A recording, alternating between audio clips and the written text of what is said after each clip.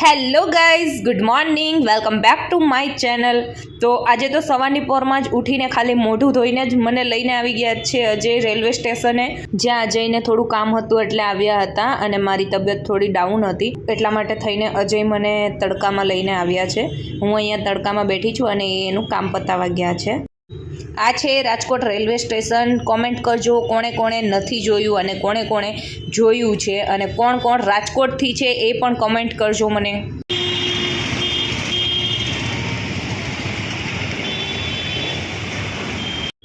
તો અજય આવી ગયા છે એમનું કામ પતાવીને અને હવે અમે જઈએ છીએ મારા નણંદની ઘરે। એમનો કોલ આવ્યો હતો કે એમને ત્યાં મહેમાન આવવાના હતા અને એ મહેમાન કેન્સલ થયા છે અને ત્યાં જમવાનું વધારે બની ગયું છે, તો એમણે મને જમવાનું બનાવવાની ના પાડી અને અહીંયાથી ટિફિન લઈ જજો એમ કીધું છે, એટલા માટે ત્યાં જઈએ છીએ અને ત્યાંથી ટિફિન લઈને અમે ઘરે જશું। અમે બંને ઘરે પહોંચી ગયા છે। અજયે મને નીચે જ ઉતારી દીધી હતી કારણ કે એમને ઓફિસ જવાનું લેટ થતું હતું। હવે અજય ઓફિસ જાય છે અને હું ઉપર આવી ગઈ છું। ચાલો હવે હું સવારની ફ્રેશ પણ નથી થઈ, તો હવે ફ્રેશ થઈ જાઉં અને પછી મળીએ। બહાર બહુ જ ઠંડી છે, ઘરમાં એટલી બધી ઠંડી નથી, તો બધું હવે સ્વેટર વેટર બધું કાઢી નાખીએ ને જમવા તો હવે અજય તો નથી આવવાના, તો મારે એકલીને જ જમવાનું છે ને મારે આવ્યું છે મારા નણંદને ત્યાંથી ટિફિન। દાળ ધોળાઈ ગઈ છે એમાં।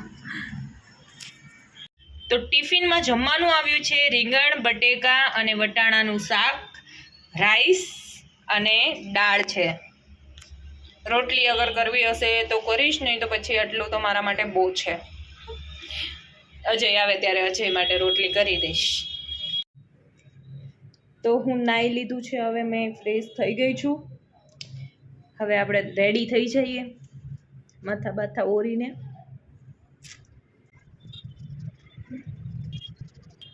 તો આજે સાંજે હું ઓળો બનાવવાની છું ને એનો વિડીયો હું અલગથી અપલોડ કરવાની છું। તો કોને કોને ઓળાની રેસીપી જોવી છે તો જલ્દી જલ્દી કોમેન્ટ કરજો। રીંગણાનો ઓરો કોને કોને ભાવે છે? રીંગણાનો ઓરો એ તો આપણે કાઠિયાવાડીમાં તો બધાને ફેવરિટ જ હોય, જેને ખાલી રીંગણા ન ભાવતા હોય ને એ ન ખાતા હોય।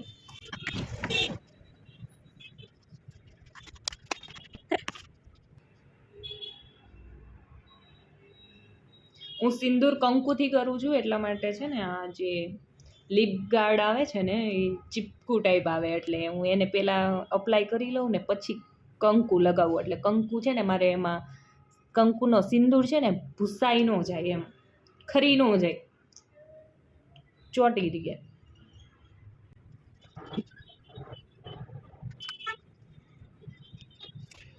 થઈ ગયો છે। કુમકુમ ચાંદલો પણ કરી લઉં, એ પણ હું એવી રીતના જ કરું છું।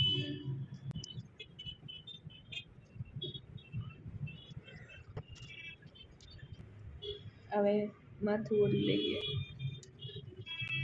આજે કંઈક હેરસ્ટાઈલ કરવાનું મન થાય છે મને। વાળમાં છે ને નવી નવી હેરસ્ટાઈલ કરવાનું બહુ ગમે।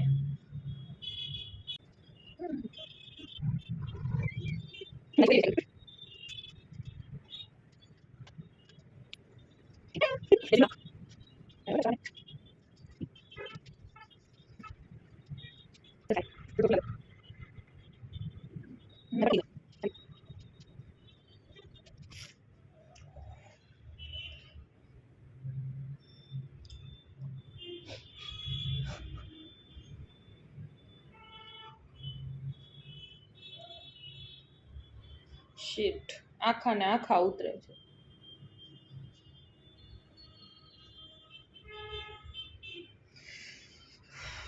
ટેન્શન થાય વાળ ઉતરે એટલે, ને એમાં પછી પાછું વધારે ટેન્શન થાય। કેવી લાગુ છું હું એમ ગોવિંદા જેવી?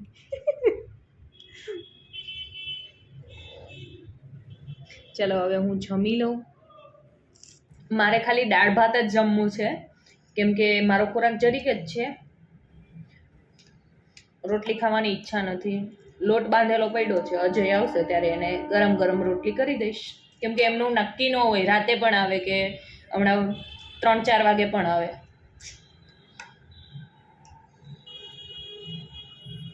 એટલે મેં મારા માટે રોટલી નથી કરી।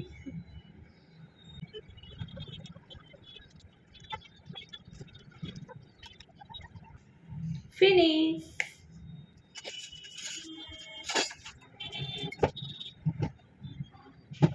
તો હવે મેં જમી લીધું છે અને ધરાઈ ગઈ છું ટોટલી.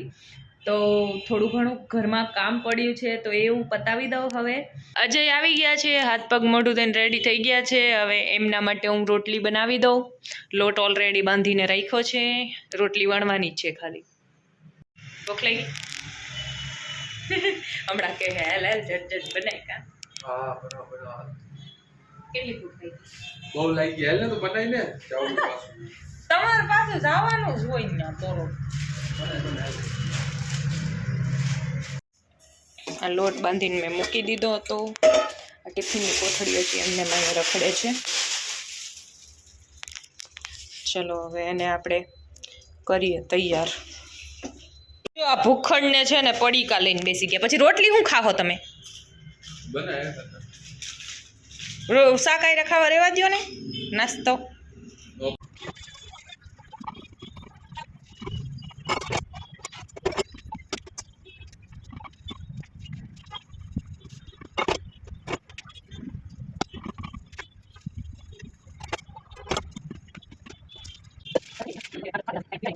અજય આવ્યા હતા 4 વાગે અને એની સાથે હું પાછી જમવા બેસી ગઈ હતી. હું જ્યારે અજય સાથે જમું છું ને ત્યારે હું વધારે પડતું જ ખાઈ લઉં છું, મને ખ્યાલ છે ત્યાં સુધી. કેમ કે એની સાથે હોઉં ત્યારે મને બહુ જ ભાવે છે જમવાનું, તો એની સાથે ખાઉં ત્યારે મને વધારે ખવાઈ જાય છે.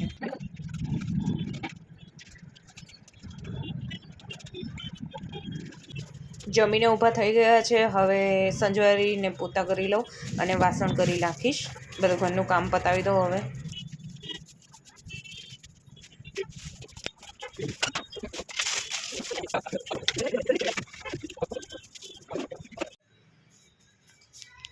અજય હવે જાય છે. બાય. Take care.